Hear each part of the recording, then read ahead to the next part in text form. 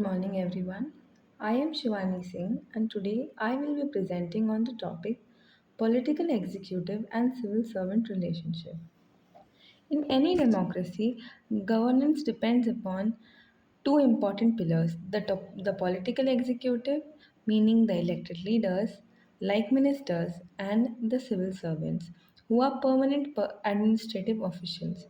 While ministers bring political vision and democratic legitimacy, civil servants bring expertise, continuity, and institutional memory.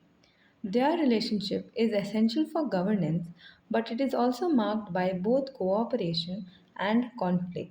And today I will briefly explain that relationship. Starting with norm of anonymity. A key principle of civil service is the norm of anonymity. This means the civil servants will work behind the scenes and they advise ministers privately. But public responsibility remains with the ministers. This protects the bureaucrats from political pressure and helps them maintain neutrality. However, in modern times, media exposure, public scrutiny, transparency laws have reduced this anonymity, making senior officials more visible than before. Now, we shall talk about the area of cooperation between the ministers and civil servant. The relationship between ministers and civil servants is mainly cooperative. Firstly, in policy formation, ministers set goals while civil servants design the workable policies. Civil servants provide technical knowledge and experience, helping ministers make informed decisions. Thirdly, they support lawmaking by drafting bills and preparing policy documents. And finally, in implementation, ministers announce policy, but civil servants ensure delivery on the ground. So, simply put, politicians decide and bureaucracy delivers. Now, we shall look at the areas of tension. Despite cooperation, tensions often arise. One issue is politicization, when ministers may prefer loyal officers over the neutral ones. Second one is policy resistance, where bureaucracy may delay or indirectly resist the political decisions. There also can be accountability gaps. When policies fail, blame is often shifted between ministers and the officials. Rise of special advisors who are politically appointed has also created friction by bypassing the neutral civil servants.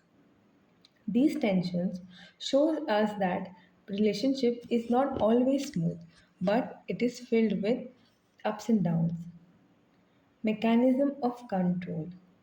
Control in this relationship works both ways.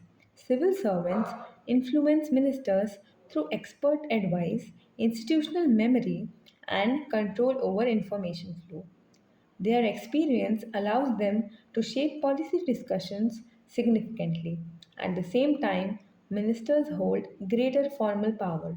They influence appointments, promotions, departmental priorities, and resource allocation.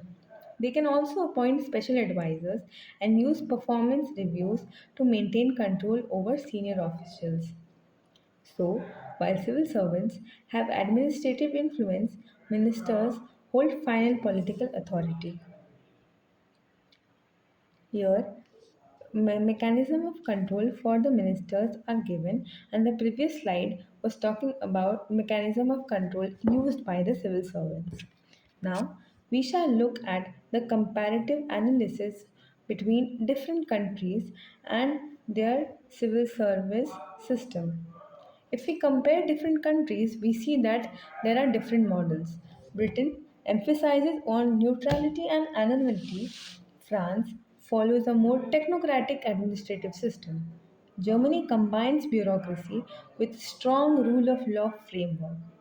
India has inherited the British model but faces challenges like political transfers, patronage, bureaucratic politicization, yet everywhere the central challenge remains balancing the political leadership with bureaucratic professionalism.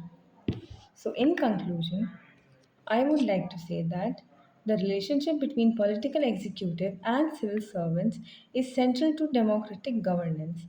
At its best, it is a partnership. Ministers provide direction, civil servants provide expertise and continuity. At its worst, it faces conflict, politicization, and accountability issues. The goal of every democracy should be to maintain a civil service that is neutral, competent, accountable, while remaining responsive to elected leadership. Thank you.